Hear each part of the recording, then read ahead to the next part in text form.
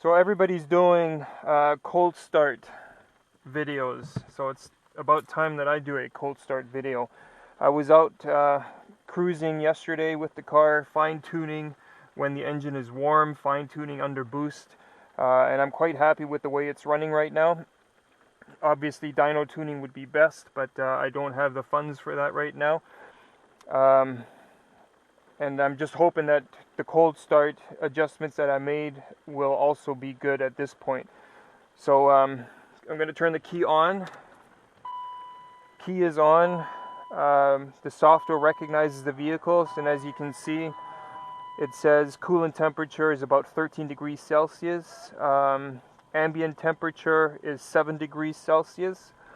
So I'm just going to start it, and you can see the throttle position is moving right now, but I will not touch the throttle at this point during the cranking stage. I want to see how it starts on its own. So here we go. Cold start, Megasquirt, M20 Turbo.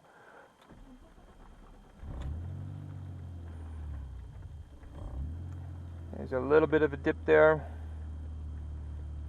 but it is idling at about 1500 right now.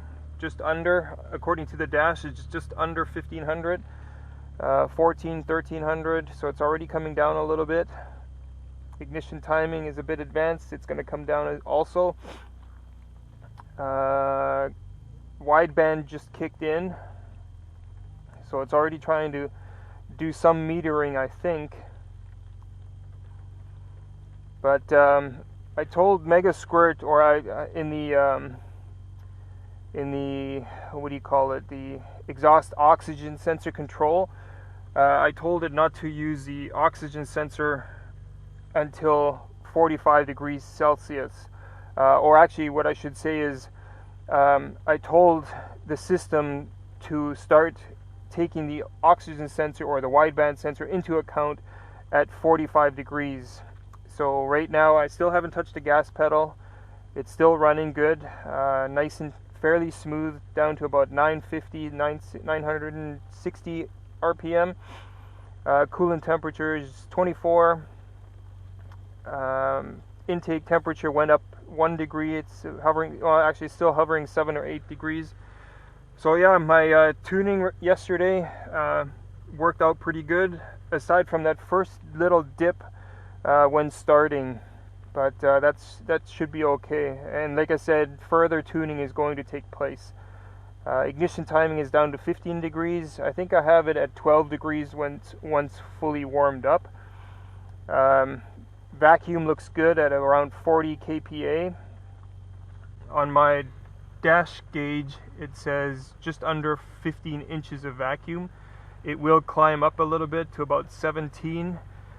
When the engine is fully warm. When the engine's cold, things are still dragging, and it's not running as smoothly in terms of, or as easily. So it will have a little bit more vacuum once the engine has warmed up. You can see the wideband right now is saying it's about 12 and a half. I'm not sure it's fully online yet, and again, I don't know how quickly they usually warm up.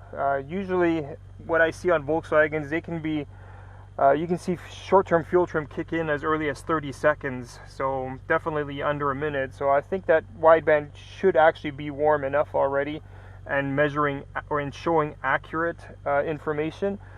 But like I said, the Megasquirt system will not take, or should not take, the wideband into account until 45 degrees coolant temperature. At that point, it will start to have control of the exhaust, and the control that I gave it is about 5% adjustability. I had it at 10%, but the better your tune is, you can lower that exhaust oxygen sensor control. When you do tuning via the, let me just swap screens here.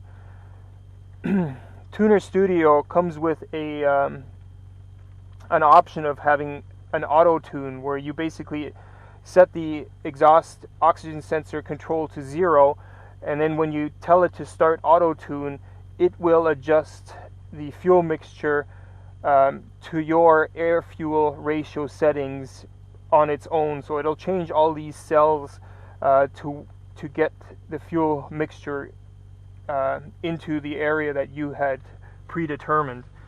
And that's what I basically ran yesterday. So it's up to you to know what kind of air-fuel ratio to run. If you're running the wrong air-fuel ratio at a given RPM, at a given load, the car will behave badly. And Autotune doesn't know that it's behaving badly. Its job is to adjust it to what you specified. So if you enter the wrong air-fuel ratio, it doesn't know that. It's just adjusting it to what you told it to. So that's when you do further test driving, loading it up, holding it at that load, changing the air-fuel ratio, watching what happens with your power performance. Once you go too rich, you're going to lose power. It's going to start bogging. Once you go too lean, it can also lose power, and you'll start hearing detonation, pinging, pre-ignition. So anyways, that's that. Let's go back to the main screen. We're at 49 degrees, so air-fuel ratio should be starting to go towards where I had set it for, and you can see the air-fuel ratio has come up in terms of leaner. It's cycling a little bit more right now. Again, it's because it's still cold, so it actually needs to run a little bit richer, but I'm not giving it the opportunity. The reason I wanted to go into closed loop as quickly as possible is to try to get some fuel savings. The 60-pound injectors, I'm going to go through a lot of fuel quickly. Here you can see my settings. For the most part, under low load, higher RPM, 14.7, I'm aiming for the stoic. I could probably lean that out more, don't really want to, but I might. And you can see here at idle, it likes to idle a little bit on the richer side.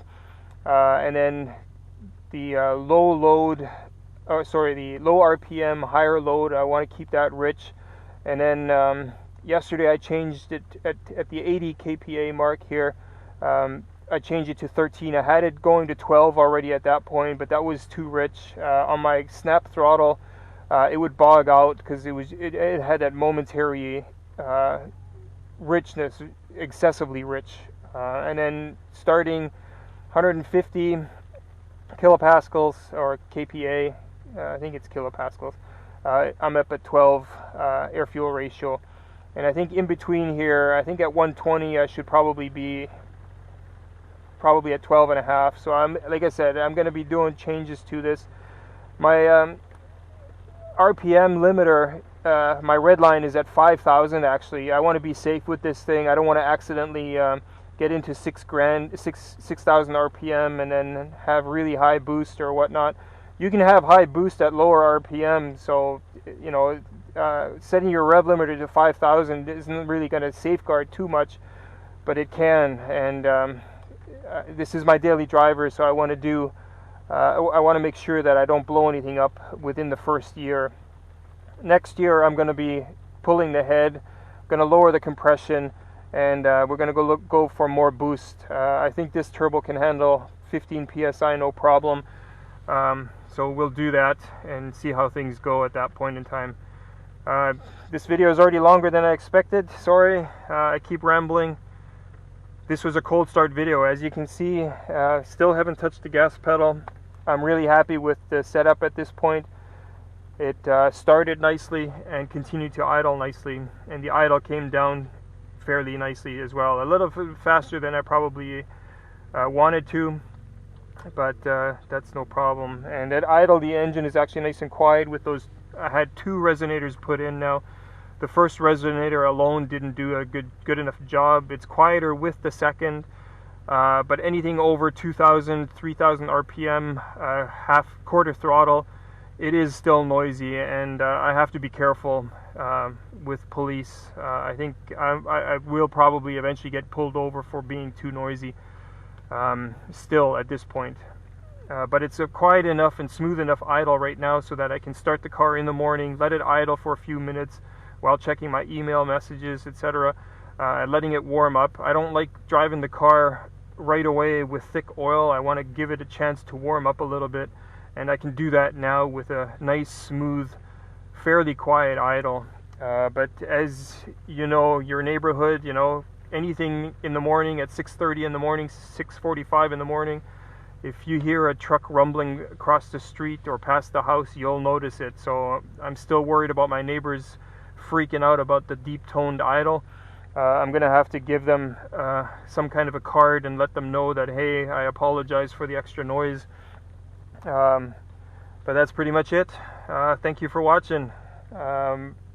Later on, I'm gonna have some pull videos while I'm driving, tuning videos while I'm driving.